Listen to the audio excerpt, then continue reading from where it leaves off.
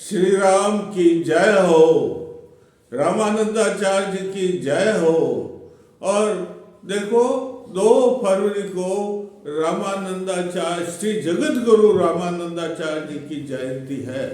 वैष्णव जनों को, वैरागियों को, स्वामियों को बड़े धूमधाम से इस जयंती को मनाना है ताकि हमारे धर्म का प्रचार हो, वैष्णव जनों का प्रचार हो। पहले श्री संप्रदाय थी।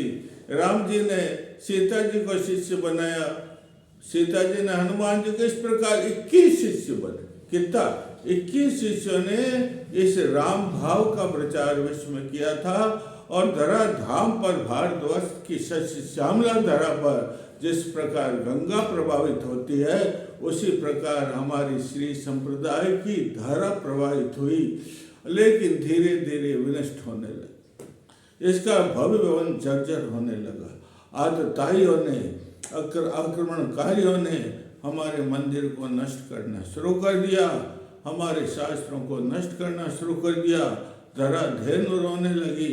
तब राम जी बड़े जो है दुखी हुए। उन्होंने कहा, भाई मैं धरा धाम पर रामानंदाचार्य के, जगत गुरु रामानंदाचार्य के रूप में अवतार लो, तुम चिंता मत करो। तो भगवान श्री राम जी ही प्रयाग के अंदर जो राम भक्त थे, जिनका नाम पुण्य सदन था, सुशीला मातेश्वरी के गर्भ से उनका जन्म हुआ और बचपन में ही उन्होंने राम जी का जो है प्रचार भाव शुरू कर दिया था। इनके माता पिता ने इनको गुरु राघवाचार्य जी को समर्पित किया। राघवाचार्य जी के पास जितने भी विद्याएं थी वो सब विद्याएं इनको दी और इनको योग्य समझ करके आचार्य पद पर प्रतिष्ठित किया। और आचार्य पद पर प्रतिष्ठित होने से इन्होंने जो है, हमारे धर्म नष्ट हो रहा था, धर्म की ध्वजा, जगत गुरु रामानंदाचार्य जी ने मन में सोचा कि मैं तो इस धरा धाम पर, मेरा जन्म ही धर्म की रक्षा करने के लिए हुआ है, इसलिए मुझे धर्म की रक्षा करनी चाहिए, मंदिरों की रक्षा करनी चाहिए, हमारे शास्त्रों की रक्षा करनी चाहिए। उन्होंने ऐसी योग विद्या सिद्ध कर ली थी जिससे जो है शंख बजाते थे और शंख की ध्वनि से मस्जिदों में ये जो नमाज पढ़ने वाले थे ये भी विचलित हो जाते थे। और इस प्रकार फिर उन्होंने दिग्विजय की।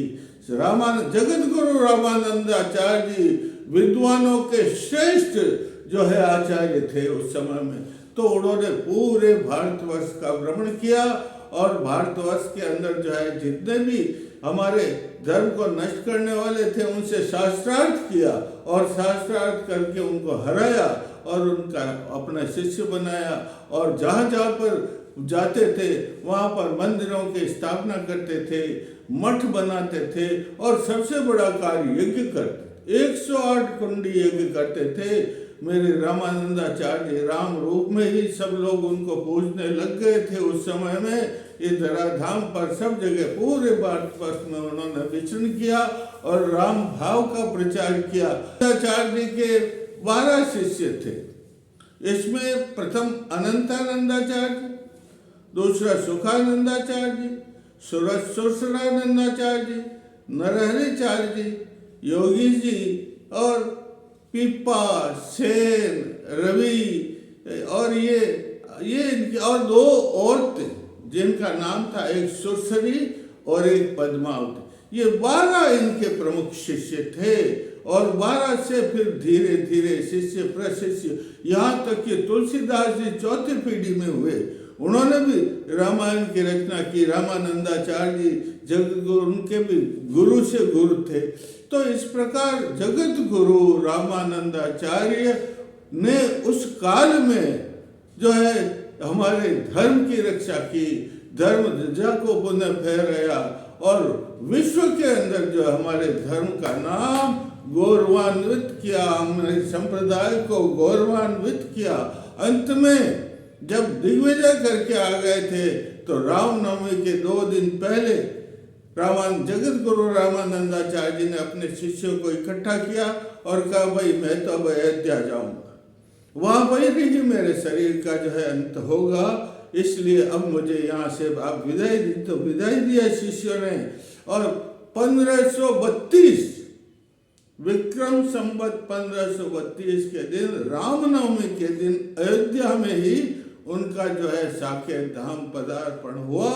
और आज तक जो है हम उनके नाम को, आज 10,000 आश्रम बने हुए हैं काशी में। आज उस मठ के अधिपति आचार्य जगत गुरु राम नरेशाचार्य हैं, वो भी सारे भारत में घूम घूम करके जगत गुरु 1008 जगत गुरु रामानंदाचार्य जी के उपदेशों का प्रचार प्रसार कर रहे हैं और हमारे धर्म की ध्वजा को फहरा रहे हैं और हमारे वैष्णव जनों को गौरवान्वित कर रहे हैं। बोलिए जय श्री राम। रामानंदाचार्य जी की जय हो।